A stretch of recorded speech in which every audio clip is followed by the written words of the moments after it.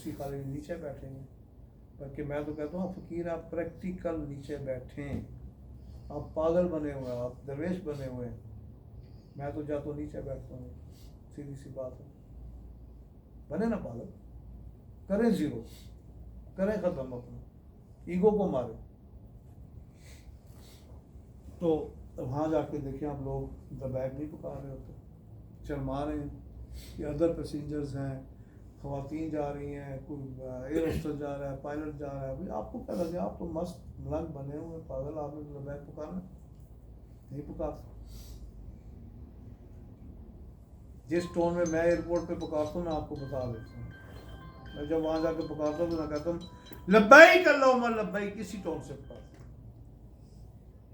ہوتا کیا سارے دیکھتے ہیں لوگ، تو پتہ کیا کہتے ہیں کہ پاگل کون ہے، یہی الفاظ ہوتے ہیں۔ اور اگر آپ کو لقب مل گیا تو آپ کو چاہیے کیا؟ اللہ تو کہہ رہا پاگل بن کے آئیں، تو آپ نے دیکھے گھر چھوڑا، سوسائٹی چھوڑی، دوست چھوڑے، کاروبار چھوڑا، معاشرہ چھوڑا، تو پاگل بن کے پہنچ جائیں۔ تو جیسے آپ کلیئر کرا کے جہاز میں بیٹھیں گے تو آپ کو آفٹر 45 منٹ ایک آپ کھانا چانا دیا جائے گا، آپ کو آپ کھانا کھائیں۔ کھانے میں اگر کوئی ایسی چیز ہے جیسے کہ چاول ہے، کوئی کری ہے، کوئی شوربہ ہے، کوئی آلو ہے، روٹی ہے، وہ کھائیں۔ لیکن اگر کوئی ایسی خوشبو والی چیز ہے کہ جس کو کھانے سے منہ سے خوشبو آئے گی، وہ بھی حرام، تو پلاسٹک میں بند ہوگی سویٹ ڈش، آپ سن گئے، اگر اسمیل ہے تو خوشبو ہے تو نہیں کھائیں گے، وہ بھی حرام ہے۔ لیکن اکثر ایسا مینو نہیں ہوتا، لیکن اگر کوئی خوشبو والی چیز آئے تو اس طرح آپ نہیں کھائیں گے۔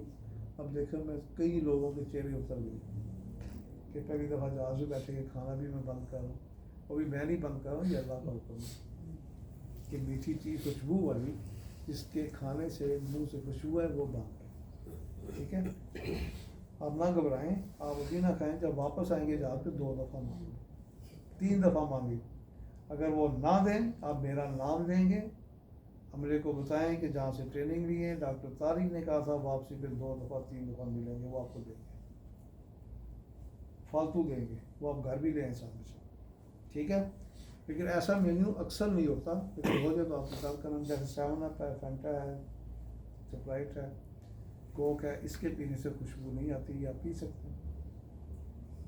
لیکن میں نے اپنے اوپر یہ پچھلے 4 سال سے چیزیں حرام کی ہیں، شوگر نہیں ہے مجھے، شکر الحمدللہ، لیکن میں نے یہودیوں کے سارے آئٹم جتنے آپ کے لیور برادر کے ہیں، آپ کے یونی برادر کے ہیں، آپ کے KFC ہے، آپ کے میکڈونلڈ ہے، آپ کے سب ویز ہیں، اور ہیں، آپ کا پیٹرول پمپ ہے، ٹوٹل ہے، دوسرا، یہ سب میرے اوپر، میرے گھر پہ، میرے کلینک پہ حرام ہے 4 سال سے۔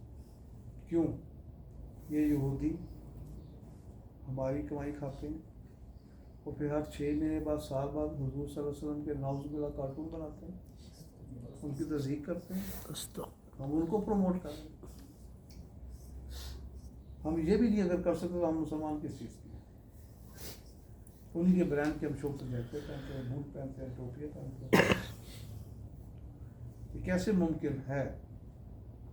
اگر میں کسی کے باپ کو گالی دوں وہ کیا کرے گا مجھے بتائیں؟